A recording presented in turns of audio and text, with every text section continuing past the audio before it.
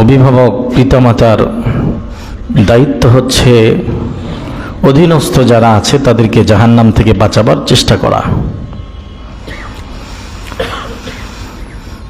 আল্লাহ। হযরত ওমর ফারুক রাদিয়াল্লাহু তাআলা আনহু তিনার শাসন আমলে এক লোক তার সন্তানের বিরুদ্ধে দেশের বাদশার কাছে নালিশ করেছে যে আমার এই ছেলেকে ধরে নিয়ে এসেছি আপনার কাছে, আমি তার বাবা, সে আমার হক অধিকার আদায় করে না। ছেলেকে হযরত ওমর জিজ্ঞেস করলেন, ইনি তোমার বাবা? হ্যাঁ, ইনি আমার বাবা। তোমার বিরুদ্ধে অভিযোগ করেছো, শুনেছ? হ্যাঁ, শুনেছি। হযরত ওমর বললেন, তুমি তার অধিকার হক কেন আদায় করো না? এবার ছেলে হযরত ওমরকে বলছেন, ইয়া আমিরুল মুমিনিন, ওগো আমিরুল মুমিনিন,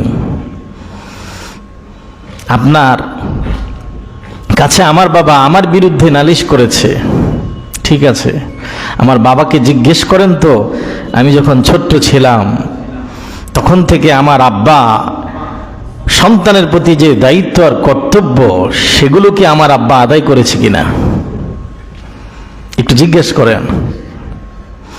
আমাকে আমার বাবা ছোটবেলা থেকে দিন শিখায়নি, ইসলাম শিখায়নি। আমার উপর সন্তান হিসাবে বাবার যে অধিকার দায়িত্ব কর্তব্য ছিল একটাও কি আদায় করেছে বাবা? জিজ্ঞেস করেন। ওমর জিজ্ঞেস করলেন, তুমি তোমার সন্তানের অধিকার আদায় করেছ? চুপ করে আছে। হযরত ওমর ফারুক বললেন, কোন অভিভাবক, কোন পিতার মাতা যদি সন্তানের কয়েকটা দায়িত্ব আদায় করে, আমি ওমর কথা দিতে পারি, পিতামাতা যখন সন্তানের দায়িত্ব কর্তব্য আদায় করবে, সন্তান যখন বড় হবে অবশ্যই ওই সন্তান পিতামাতার হক অধিকার আদায় করবে। আগে তো সন্তান পিতামাতার দায়িত্ব আদায় করবে না, সন্তান তো পৃথিবীতে আসে পরে। সন্তানের আগে দায়িত্ব নয়, আগে দায়িত্ব মার বাবার। সে যখন ছোট্ট তখন থেকে তাকে আদব কায়দা শিষ্টাচার শিক্ষা দেওয়া, নীতিনৈতিকতা আদর্শবান বানাবার, দিন শিখানো, ইসলাম শিখানো, সবকিছু আগে মা বাবা শিখিয়ে তাকে বড় করবে। এরপরে সে যখন তার বুঝ হবে, সমাজ হবে, বুদ্ধি হবে, বড় হবে, তখন সে তার মা বাবার অধিকার আদায় করবে। আগে তো সন্তানের দায়িত্ব না, আগে মা আর বাবার। কথা বুঝতে পেরেছেন? এখন আমরা বলি যে আমাদের সন্তান আমাদের কথা শুনে না, আমাদের হক অধিকার আদায় করে না। আমি বাবা, আমি অভিভাবক, আমি কি তাদের দায়িত্ব কর্তব্য আদায় করেছি? আগে আমার দায়িত্ব আমার সন্তানের হক অধিকার আদায় করা, এরপরে তাদের দায়িত্ব, পরে তারা যখন বড় হবে তারা বড় হয়ে আমার আপনার পিতা মাতার অধিকার হকগুলো আদায় করবে। আগে সন্তানের নয়, আগে পিতা মাতার দায়িত্ব। হযরত ওমর বলেন, পিতামাতার কয়েকটা দায়িত্ব আছে, কর্তব্য আছে। কোন পিতার মাতা যদি এই দায়িত্বগুলো আদায় করে, আমি কথা দিতে পারি ওই সন্তান যখন বড় হবে অবশ্যই মার বাবার অধিকারগুলো আদায় করে দিবে। এক নম্বর বাবার দায়িত্ব। বাবা যিনি হবেন, নওজওয়ান যুবক যারা আছেন শুনতেছেন, যুবকদের দায়িত্ব, যিনি বাবা হবেন, সন্তানের বাবা হবেন আগামী দিনে, বাবার এক নম্বর দায়িত্ব, এখনো তো মা নাই, যিনি বাবা হবেন সন্তানের, হযরত ওমর বলেন এক নম্বর বাবার দায়িত্ব হলো আদর্শবান সন্তানের গঠনের জন্য, আদর্শ সন্তানের জন্য আদর্শবান একটা মায়ের ব্যবস্থা করা। বাবা যিনি হবেন, বাবার দায়িত্ব থাকবে সন্তানকে আদব কায়দা শিষ্টাচার শিক্ষা দেওয়ার জন্য একটা আদর্শবান মায়ের ব্যবস্থা করে দিবে সন্তানের জন্য। 1 নাম্বার বাবার দায়িত্ব হলো একটা ভালো মা একটা ভালো মেয়েকে বিবাহ করবে, যাতে করে সন্তান লালন পালন হলে তাদেরকে আদর্শ শিক্ষা দিতে পারে, নীতি নৈতিকতা, ঘরের আদব কায়দা, শিষ্টাচার শিক্ষা দিতে পারে, এমন মায়ের ব্যবস্থা করবে। সর্বপ্রথম দায়িত্ব হলো বাবার। সর্বপ্রথম কার দায়িত্ব? বাবার দায়িত্ব। এখানে আমরা একটু পরে আসবো, 1 নাম্বারটা এখানে আমরা শেষ করব। বাবার দায়িত্ব একটা ভালো মায়ের ব্যবস্থা করা। এখানে কথা রাখেন, আমার মনে করাই দিন যে হুজুর এখানে আবার আসতে হবে আমাদেরকে। 1 নাম্বার বাবার দায়িত্ব একটা ভালো মায়ের আয়োজন করা। 1 নাম্বার কার দায়িত্ব? ভালো মায়ের ব্যবস্থা করে দেয়া বাবার দায়িত্ব। আল্লাহ তৌফিক দিলে আবার আমরা এখানে আসছি, দ্রুত আসব। 2 নাম্বার মার বাবা উভয়ের দায়িত্ব। হযরত ওমর বলেন, সন্তান যখন মায়ের পেটে আসে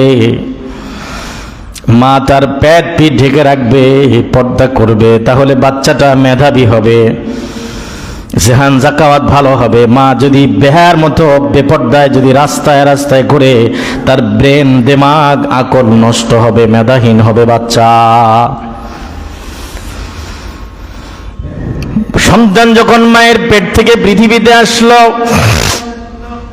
মার বাবার দায়িত্ব হলো মা অথবা বাবা আয়োজন করবে, বাচ্চার ডান কানে আজানের আয়োজন করবে, বাম কানে সাথে সাথে ইকামত দেওয়ার আয়োজন করবে। হয়তো বাবা আজান দিবে, ডান কানে ইকামত দিবে বাম কানে, অথবা কারো মাধ্যমে মা আর বাবার হুঁশ থাকতে হবে। বাচ্চা পৃথিবীতে আসছে, তার কানের ভিতরে আল্লাহর প্রতিধ্বনি, আল্লাহর বড়ত্বের আওয়াজ শোনায়া দাও। এটা হলো মা আর বাবার দায়িত্ব। ডান কানে আজান দিবে, ছেলে হোক মেয়ে হোক, ডান কানে আজান দিতে হবে, বাম কানে ইকামত দিতে হবে। আমাদের দেশের মানুষগুলো আলহামদুলিল্লাহ ভালো, আজান দেয় কিন্তু ইকামত দেয় না, ঠিক কিনা? আমাদের দেশে দেখবেন সব বাচ্চা হইলে আজান দেয়, ইকামত দিবে কে? ইকামতও দিতে হবে।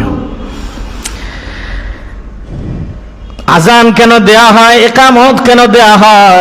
1 নাম্বার রহস্য হলো নবজাতক বাচ্চারে মেসেজ করা হয়, এই পৃথিবীতে যতদিন থাকবে, যতদিন বাঁচবে, একটা কথা মনে রেখো, এই পৃথিবীর কোনো লোভ লালসার কাছে তুমি বিক্রি হয়ে যেও না। এই পৃথিবীতে অনেক কিছু দেখবে, কাউকে বড় মনে করো না। যিনি আল্লাহ রাব্বুল আলামিন তিনি সবচেয়ে বড়। আল্লাহু আকবার। আল্লাহর বড়ত্বের কথা তার কানে কর্ণে কহরে ঢুকিয়ে দেওয়া হয়। 2 নম্বর আজান দেওয়ার কারণ হলো, আজান আর ইকামত দেওয়ার কারণ হলো বাচ্চাকে মেসেজ করা হয়, ও নবজাতক সন্তান, তোমার ডান কানে আজান হয়েছে, বাম কানে ইকামত হয়েছে, তোমার মৃত্যু কখন আসবে তুমি বোঝো না। দুনিয়ার হায়াতটা হলো সামান্য সময়ের। আজান হয়েছে, ইকামত হয়ে গেছে। আজান যদি হয়ে যায়, ইকামত যদি হয়ে যায়, নামাজ দাঁড়াতে দেরি হয় না, ইকামতের পরপরই নামাজ দাঁড়িয়ে যায়। তার মানে তোমার দুনিয়ার হায়াতটা অনেক সীমিত। আজান হয়েছে, ইকামত হয়ে গিয়েছে, তোমার কখন জানি তোমার ঘরের দরওয়াজায় জানাজার খাটটা চলে যায়, আর তোমার জানাজা হয়ে যায়। আজান ইকামত শেষ, এখন তোমার যায় নামাজ, জানাজার নামাজটা শুরু হয়ে যাবে। আজানও শেষ, ইকামতও শেষ, যায় নামাজ। জানাজার জন্য কি রাখো? জানাজার জন্য অপেক্ষা থাকো। আজানও নাই, ইকামতও নাই। মানুষ মারা গেলে আজান দেয়, ইকামত দেয়, জানাজায় কেন? ওই যে আজান শেষ, ইকামত শেষ, এখন শুধু আল্লাহু আকবার নামাজ শুরু। কথা বুঝতেছেন? প্রত্যেক নবজাতক সন্তানকে মেসেজ করা হয়, আজান শেষ, ইকামত শেষ, কখন জানি তোমার মালাকুল মউত এসে যায়, অপেক্ষায় থাকো। তোমার হায়াত এসেছে, দুনিয়ার হায়াত পেয়েছ, কখন জানি দুনিয়ার হায়াত ফুরিয়ে যায়, মালাকুল মউত এসে যায়, তোমার ঘরের দরওয়াজায় জানাজার খাটটা এসে যায়, অপেক্ষায় থাকো। আল্লাহু আকবার। এই জন্য ডান কানে আজান, বাম কানে ইকামত দিতে হবে। বাচ্চারা এইভাবে করে ধরবেন, কোলের মধ্যে নিবেন, মায়ের পেট থেকে ভূমিষ্ঠ হওয়ার পর পারলে গোসল করাবেন, অথবা একটা রুমাল দিয়ে তয়লা দিয়ে বাচ্চারে মুছে দিবেন। কেউ কোলের মধ্যে নিবে, ডান কানে এইভাবে সামনে রাখবেন, আজান দিবে, এত জোরে আওয়াজ নয়, এটা নামাজের আজান নয়, বাচ্চার কানে শোনা গেলেই হলো। ডান কানে আজান দিবেন, আবার বাচ্চারে ঘোরাবেন, বাম কানটার সামনে দিবেন। যিনি আজান দিয়েছেন তিনি আবার বাচ্চার বাম কানের মধ্যে ইকামত দিয়ে দিবেন। 1 নম্বর কাজ আজান ইকামত। এরপরে 2 নম্বর কাজ হলো, বাচ্চা তো পৃথিবীতে আসছে, বাচ্চা ওয়া ওয়া করে, তার ক্ষুধা লেগেছে, খাবার খাবে। কি খাবে? মায়ের স্তনের বুকের দুধ খাবে। আল্লাহ পাক বলেন, বান্দা তুই যখন পৃথিবীতে আসলি, আমি তোর মায়ের স্তনের মধ্যে, বুকের মধ্যে না ঠান্ডা না গরম, শীতাতপ নিয়ন্ত্রিত আমি আল্লাহ 2টা ফ্লাক্সের ব্যবস্থা করে দিয়েছি। সকালে খাবি, দুপুরে খাবি, রাত 12টায় খাবি, 3টায় খাবি, 4টায় খাবি, ফজরের ওয়াক্তে খাবি। যখনই ওই ফিটারের দুধগুলো খাবি, না ঠান্ডা না গরম, ঠান্ডা করা লাগবে না, অতিরিক্ত গরম আবার অতিরিক্ত ঠান্ডা গরম করতে হবে এমনটা নয়, বরং আমি আল্লাহ আমার কুদরতি ভাবে মায়ের দুধকে না ঠান্ডা না গরম, শীতাতপ নিয়ন্ত্রিত করে তোরে রিজিক পৌঁছায়া দেই। মায়ের স্তনে দুধ দেওয়ার আগে আরেকটা কাজ হলো, হযরত ওমর ফারুক রাদিয়াল্লাহু তাআলা আনহু বলেন, আল্লাহর নবীর সুন্নাত হলো, বাচ্চা আওয়া আওয়া করে কাঁদবে, ঠিক আছে, দুধ দিবে না। সর্বপ্রথম কোন নামাজি, কোন মুয়াজ্জিন, ইমাম সাহেব আল্লাহওয়ালা মানুষকে নিয়ে যাবে তার বাসায়, অথবা বাচ্চাকে নিয়ে আসবে, যেভাবে হয়, যেভাবে সহজ হয়। ওই নামাজি আল্লাহওয়ালা মুখের মধ্যে খেজুর চিবাবে, খেজুর অথবা মধু মুখের মধ্যে চিবাবে, আর খেজুর চিবানো লালা অথবা মধু চিবানো লালা ওই নামাজি আল্লাহওয়ালা মানুষটা সর্বপ্রথম বিসমিল্লাহ বলে বাচ্চার মুখে দিয়ে দিবে। এটাকে বলা হয় সুন্নতে তাহানিক। এটা কি বলে? খেজুর চিবানো লালা, খেজুর চিবাবে ওই নামাজি ব্যক্তি। অত মা আর বাবা তারাও যদি আল্লাহওয়ালা হয়, ঘরের ভিতরে নানা দাদা আল্লাহওয়ালা আছে, তাদেরকে দিয়ে কি মধু অথবা খেজুর চিবিয়ে মুখের লালাটা বিসমিল্লাহ বলে বাচ্চার মুখে দিবে মায়ের স্তনে দুধ দেওয়ার আগে। এটা রাসূলের সুন্নাত, এটা আদর্শ, এটাকে বলে সুন্নতে তাহানিক। এটা আমরা অনেকে জানিও না, জানলেও করি না। এটা কি আবার? এটা রাসূলের সুন্নাত। রাসূলের নাতি হাসান আর হুসাইনকে এইভাবে তাহানিক করা হয়েছে। রাসূল নবজাতক বাচ্চাকে এভাবে তাহানিক করে দিয়ে, এটাকে সুন্নতে তাহানিক বলে। দুধ দেওয়ার আগে বাচ্চার মুখে, এই বাচ্চার মুখের মধ্যে আল্লাহওয়ালা নামাজি ব্যক্তি দিয়ে মধু অথবা খেজুর চিবানো লালা বিসমিল্লাহ বলে মুখে দিয়ে দিল।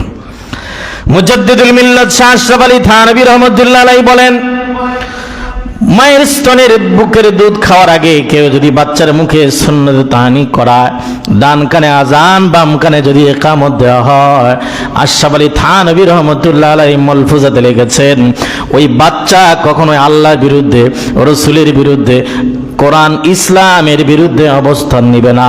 তার মুখ থেকে কোনোদিন মা বাপ, ইসলাম, আল্লাহ, রাসূল, মসজিদ, মাদ্রাসার বিরুদ্ধে বক্তব্য দিবে না।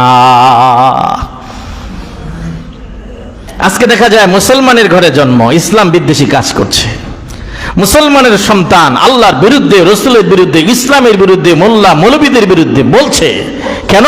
ওই যে মুখের মধ্যে সুন্নতে তাহানিক করা হয় নাই, ডান কানে আজান দেওয়া হয় নাই, বাম কানে ইকামত দেওয়া হয় নাই, এজন্য আল্লাহর বড়ত্বের কথা তাকে শোনানো হয় নাই। এজন্য সে বড় হয়ে নাস্তিক হচ্ছে, আল্লাহর বিরুদ্ধে, রাসূলের বিরুদ্ধে, ইসলামের বিরুদ্ধে কথা বলছে। এই সুন্নত যদি পালন করা হয়, ডান কানে আজান বাম কানে ইকামত, মায়ের স্তনে দুধ দেওয়ার আগে যদি সুন্নতে তাহানিক করানো হয়, ওই ইসলাম বিদ্বেষী হবে না, আল্লাহ বিদ্বেষী হবে না। এই সুন্নত বাচ্চার কর্ণকহরে পৌঁছে দিতে হবে। আল্লাহর বড়ত্বের ধ্বনি, ডান কানে আজান বাম কানে ইকামত। আমাদের দেশে আজান দেয়, বাস ইকামত নাই। ইকামত তো তাহলে ওই যে জানাজা খারাইলে তখন দিবে নাকি? তখন ইকামত আছে? আজান একামত তখনই হয়ে যায়, মানুষ মারা গেলে না আজান না একামত। শুরুতেই দিয়ে দিতে হবে।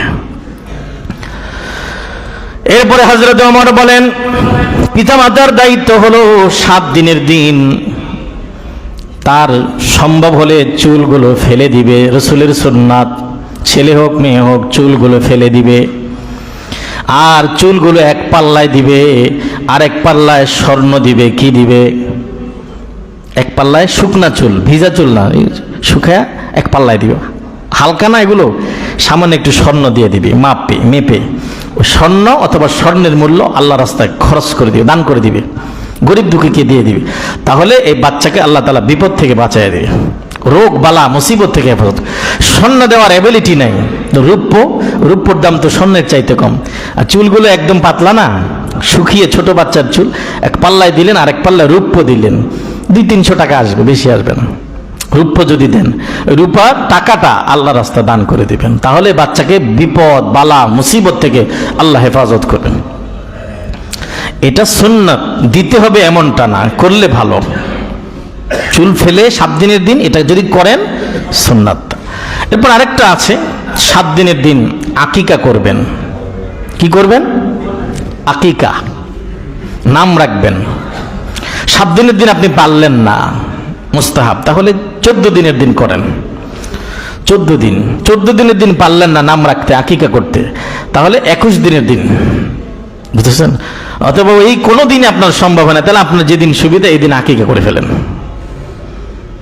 আর নাম যেদিন হয়েছে সেদিন থেকে মা আর বাবা একটা নাম ডাকতে থাকলে নাম রাখা হয়ে গেছে, বুঝতেছেন?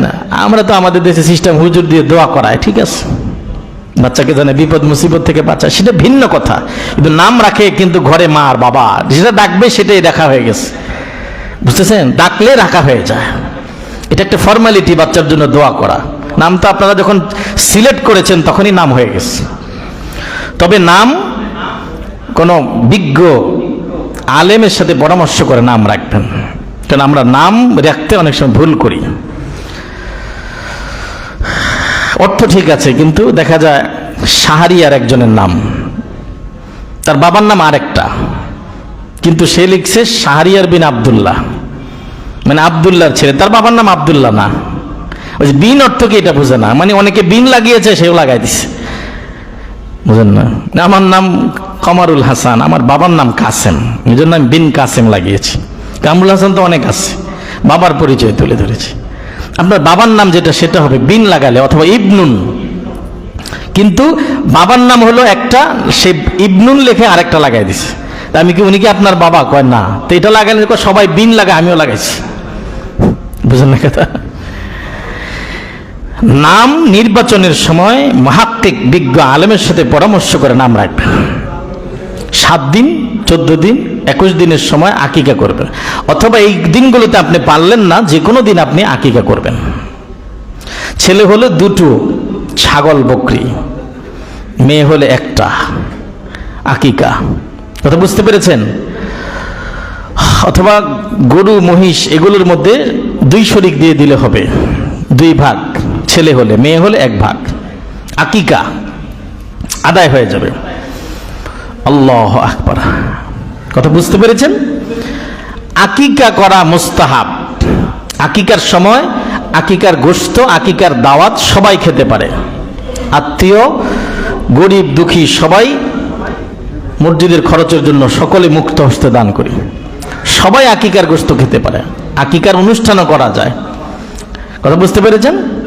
আকিকা, আকিকা করলে আল্লাহ তাআলা বাচ্চাকে বিপদ মুসিবত থেকে হেফাজত করে। আর কারো যদি 2টো বকরি ছাগল দেওয়ার সাধ্য না থাকে, ছেলে হলে, তাহলে একটা দিলেও আদায় হয়ে যাবে। মাসালা হচ্ছে 2টো দিতে হবে, আর যার তৌফিক নাই, ছেলে হয়েছে, তাহলে একটা দিলেও আদায় হয়ে যাবে। মনে করেন কেউ দাঁড়াতে পারছে না, ইসলামকে এই কথা বলে না তোমাকে দাঁড়াইয়ে নামাজ পড়তে হবে, না হলে নামাজ হবে না। ইসলাম কি এত কঠিন? দাঁড়াতে পারো নাই, বসে পড়ো। 2টা দিতে হবে আকিকা, 2টা যদি কেউ দিতে না পারে, আল্লাহ। সভাপতির লগে বসছেন, সভাপতি 500 দিয়েছে, আপনি 500 দেন। হ্যাঁ, সভাপতির লগে বসছেন কি লেগে আপনি? আল্লাহু আকবার। সবাই মুক্ত হস্তে দান করি। কথা বুঝতেছেন? আকিকা ছেলে হলে দুটো, মেয়ে হলে একটা। কারো যদি তৌফিক না থাকে একটা দিলেও আদায় হয়ে যাবে। তবে একটা দেওয়ার কথা বলছি না, দিতে পারছেন না, তখন একটা দিলেও কোন রকম আকিকা ছেলের আদায় হয়ে যাবে। এরপরে হযরত ওমর ফারুক রাদিয়াল্লাহু তাআলা আনহু বলছেন, আকিকা করলেন, এরপরে বাচ্চাকে হালাল খাওয়াবেন।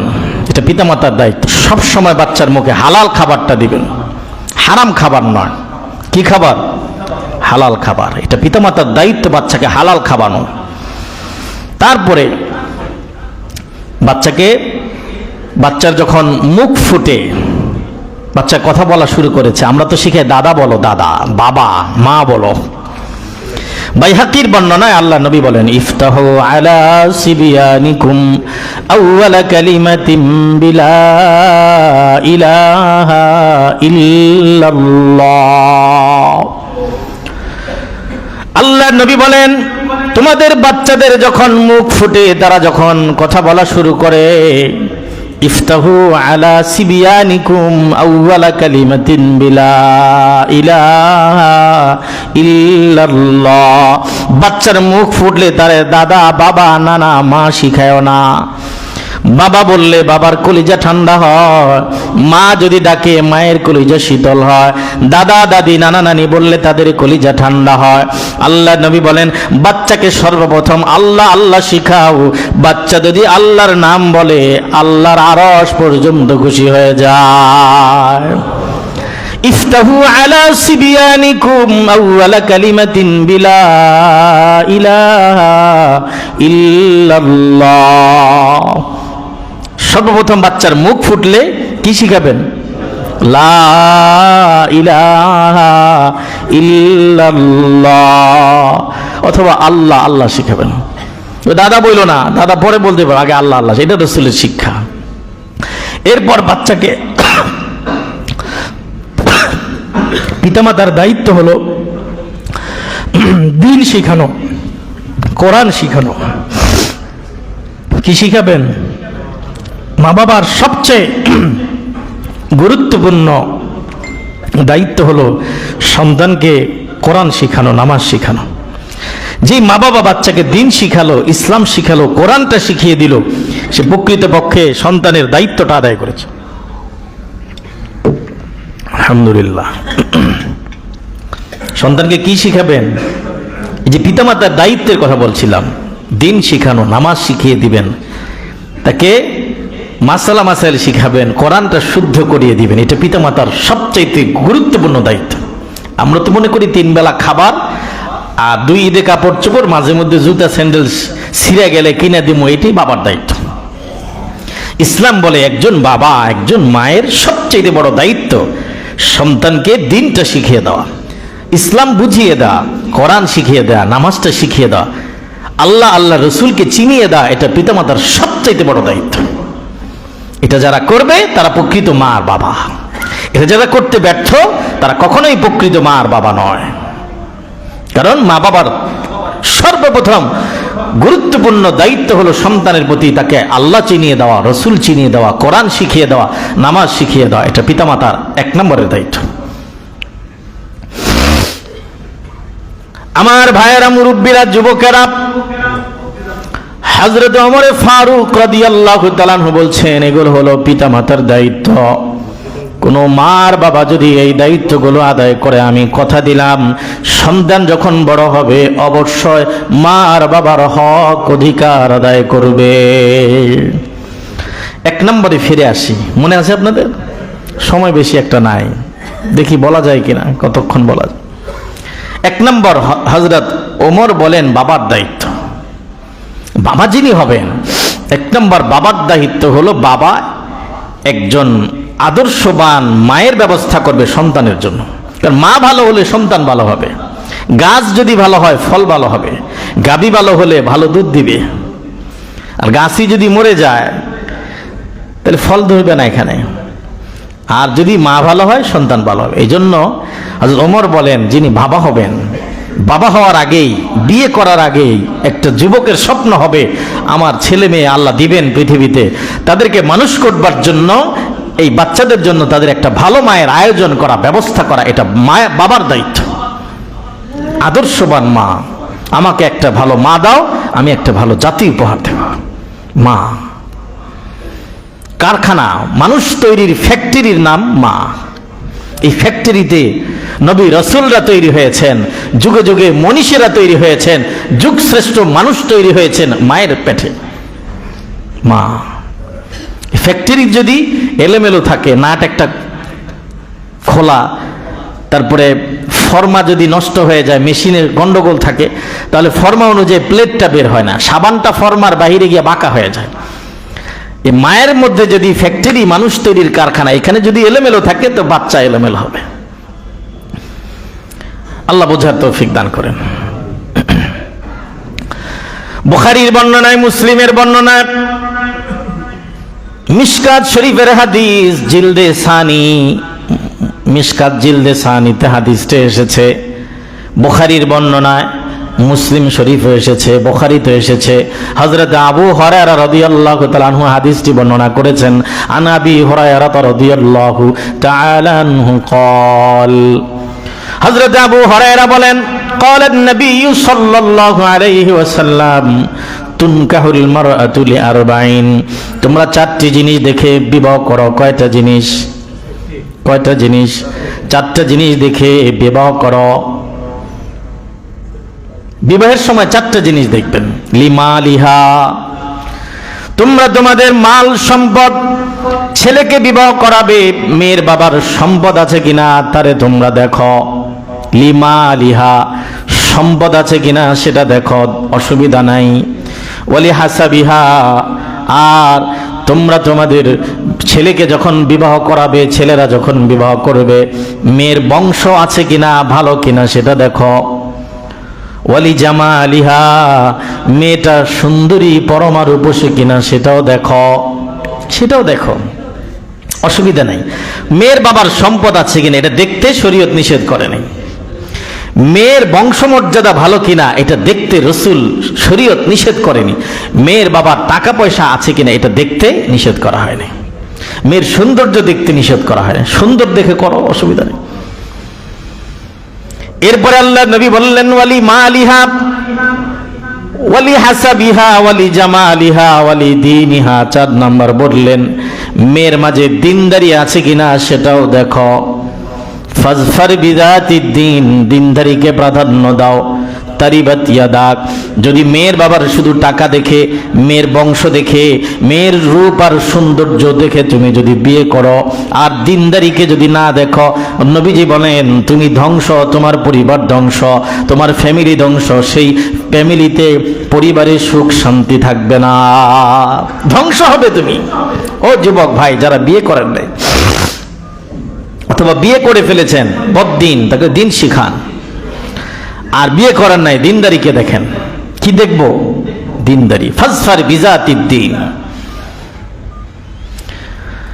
বিয়ের ক্ষেত্রে দিনদারি দেখবেন। হযরতে আল্লাহ নবী মুহাম্মদুর রাসূলুল্লাহর কাছে মসজিদে নববীতে এক সাহাবী আসলেন। সাহাবীর নাম সাদ সালামি। কি বলেন? সাদ সালামি। সালামি গোত্রের একজন নিগ্র কালো সাহাবী আসলেন। নবীজি, আমি অনেক কালো, আমি অনেক নিগ্র, আমার কাছে কেউ মেয়ে বিবাহ দেয় না, সম্পদ বলতে আমার কাছে কিছু নাই, গরিব আমি কি বিবাহ করতে পারবো না? আর আমি কি এত কালো বলে আল্লাহর জান্নাতেও যেতে পারবো না? নবীজি বলেন, ইন্নাল্লাহা লা ইয়ানজুরু ইলা সুওয়ারিকুম ওয়া আমওয়ালিকুম ওয়ালাকিন ইয়ানজুরু ইলা কুলুবিকুম ওয়া আমালিকুম। আল্লাহ নবী বলেন, তুমি কালো হলে কি হয়েছে? আল্লাহ পাক মানুষের চেহারা দেখে না সুন্দর না কালো, আর মানুষের ধন দৌলত দেখে না গরিব না ধনী। ওয়ালাকিন ইয়ানজুরু ইলা কুলুবিকুম ওয়া আমালিকুম, আল্লাহ বান্দার দিলটা দেখেন, দিলের মধ্যে কি আছে। আর আল্লাহ রব্বুল আলামিন বান্দার নেক আমল দেখেন। তুমি নেক আমল করো, তুমি আমার সাহাবী, আল্লাহর হুকুম মানো, জান্নাতে যাওয়ার জন্য কালো এটা প্রতিবন্ধকতা সৃষ্টি করবে না। হুজুর আমার কাছে কেউ মেয়ে বিবাহ দেয় না, কালো বলে। হযরত ওমর, হযরতে আল্লাহ নবী মুহাম্মদুর রাসূলুল্লাহ মুসল্লিদেরকে বললেন, আমর ইবনে ওয়াহাব আছো নাকি?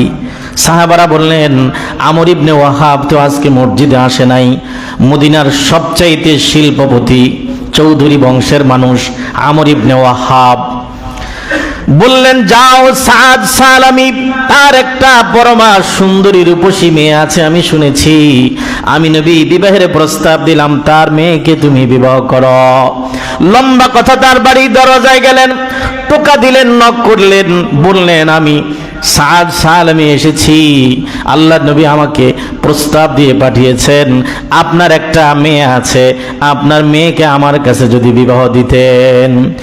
ওমর ইবনে ওয়াহাব বলে, তোমার কি মাথা ঠিক আছে মিয়া, পাগল নাকি? তুমি একজন গরিব, একটা কালো লোক, নিগ্র লোক, আমি চৌধুরী বংশের মানুষ। আমর ইবনে ওয়াহাব, আমার সম্পদ আছে, আমার প্রভাব আছে, মর্যাদা আছে, আমার মেয়ে তোমার কাছে বিবাহ দিব, তোমার মাথা খারাপ? বাদ বিতণ্ডা হচ্ছে, মেয়ে পাশ থেকে শুনতে পাচ্ছে, বলল, বাবা, যদিও সাদ প্রস্তাব দিয়েছে, সাদের প্রস্তাব নয়, বিশ্ব নবীর প্রস্তাব। সাদ যদিও কালো হয়, যদিও গরিব হয়, বাবা এই বিয়েতে আমি রাজি আছি, এখানে আমার বিবাহ হবে। বাবা কিছুতেই মানতে চাইলেন না।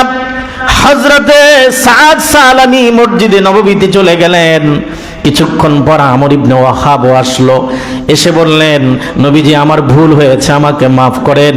আমার মেয়ে, যদিও আমি রাজি ছিলাম না, আমার মেয়ে এই বিবাহে রাজি আছে, এক্ষুনি এই মজলিসে আমার মেয়ের সাথে সাদ সালামির সাথে বিবাহ পড়ায়া দেন। নবীজি বিবাহ পড়ায়া দিলেন। হযরতে সাদ সালামিকে বললেন, 400 দিরহাম মহরানা দিতে হবে। হযরত সাদ সালামি বলেন, আল্লাহর নবী, আমার কাছে এই মুহূর্তে একটা দিরহামও নাই। মহরানা শুধু নির্ধারণের জন্য নয়, বরং আদায়ের জন্য। মহরানা আদায় করে দিব। আলহামদুলিল্লাহ, আমার ওয়াইফকে আমি জিজ্ঞেস করলাম কয়দিন আগে, আমার মহরানা বাকি আছে? কয় নাই। সব দিছি? কয় দিছেন? আল্লাহ, কয় টাকা বাকি ছিল?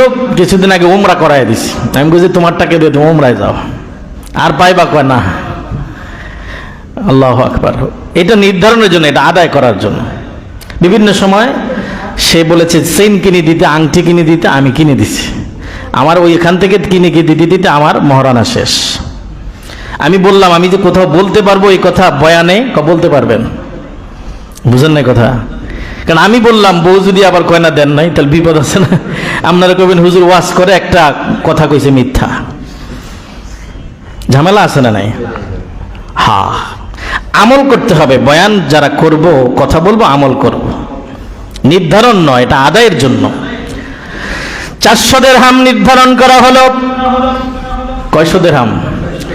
সাদ সালামিকে আল্লাহ নবী বললেন, 400 দিরহাম আদায় করো। সাদ সালামি বলে, নবীজি আমার কাছে এই মুহূর্তে একটা টাকাও নাই।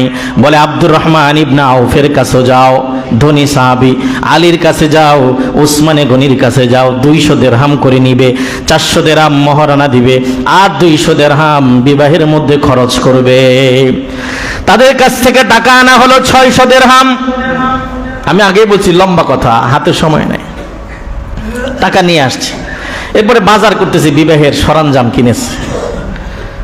একজন লোক বাজারে এসে ঘোষণা দিল, আল্লাহর নবী কাফিরদের সাথে যুদ্ধে যাবে, তোমরা কারা কারা যাবে যুদ্ধের জন্য প্রস্তুতি নাও। সাদ সালামি বিবাহের সরঞ্জামগুলো সাথে সাথে দোকানে দোকানে রিটার্ন করলেন।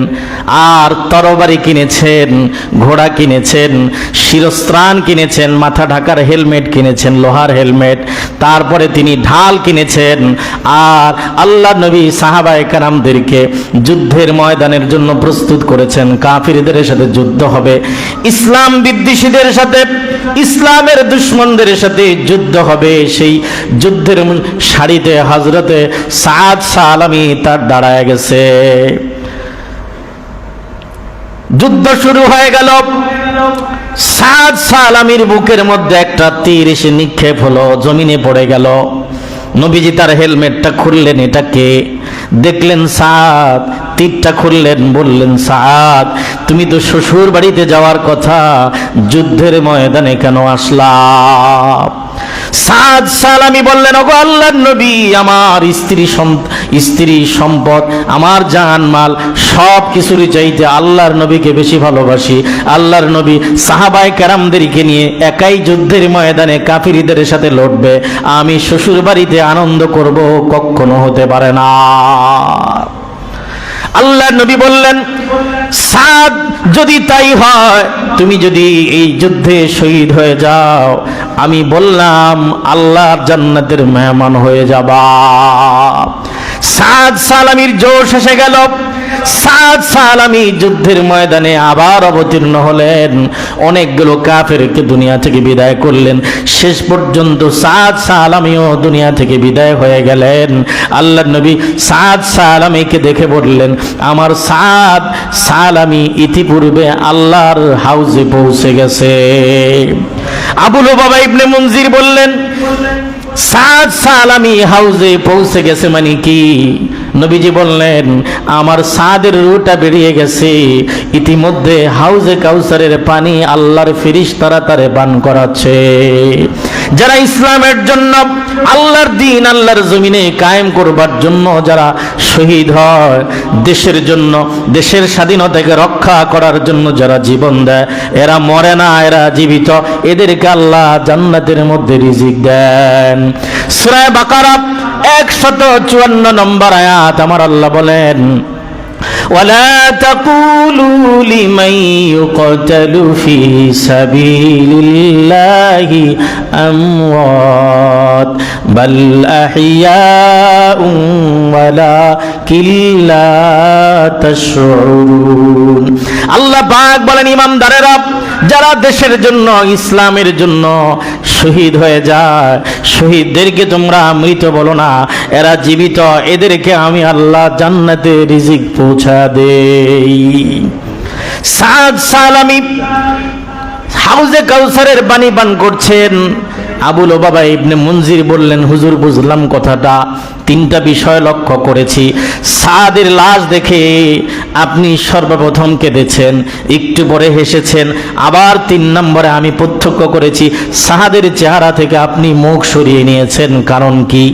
আল্লাহর নবী বললেন, আবু লুবাবা ইবনে মুনজির, সাদের লাশ দেখে আমি সর্বপ্রথম এই জন্য কেঁদেছি, সাদ ইসলামের জন্য, ইসলাম দিন বিজয়ের জন্য বুকের তাজা রক্ত দিয়েছে, রসুলকে ভালোবেসেছে, আল্লাহকে ভালোবেসেছে, শ্বশুর বাড়িতে যায় নাই, শহীদ হয়ে গেছে, তার বিরহ ব্যথায় আমি কাঁদতেছিলাম।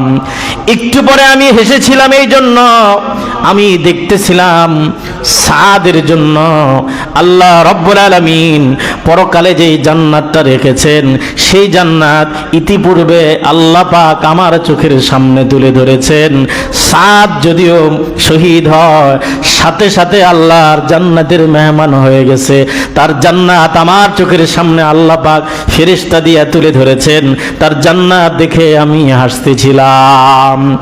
এরপরে বললেন, আবু লুবাবা ইবনে মুনজির, 3 নম্বর দেখেছ, তার চেহারা থেকে আমি মুখ সরিয়ে নিয়েছি, এই জন্য আমি দেখতেছিলাম ওই সাদের জন্য জান্নাতের 70টা হুর, জান্নাতের বিবিরা, সে তো ওমর ইবনে ওয়াহাবের মেয়ে বিবাহ করেছিল, ঠিক আছে, কিন্তু দুনিয়ার বিবির জন্য পাগল হয় নাই, জান্নাতের জন্য দেওয়ানা হয়েছে, শহীদ হয়েছে।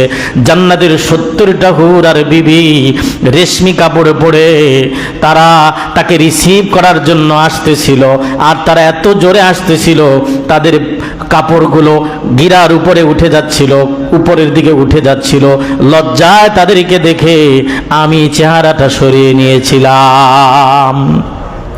আল্লাহ নবী সাহাবায়ে কেরামদেরকে বললেন, আমার সাহাবারা, তোমরা যুদ্ধ শেষে যখন মদিনায় যাবে, আমর ইবনে ওয়াহাব আর তার মেয়েকে বলে দিও, সাদ দুনিয়ার কোনো বিবি নয়, জান্নাতের হুর আর বিবিদের মালিক হয়ে গেছে।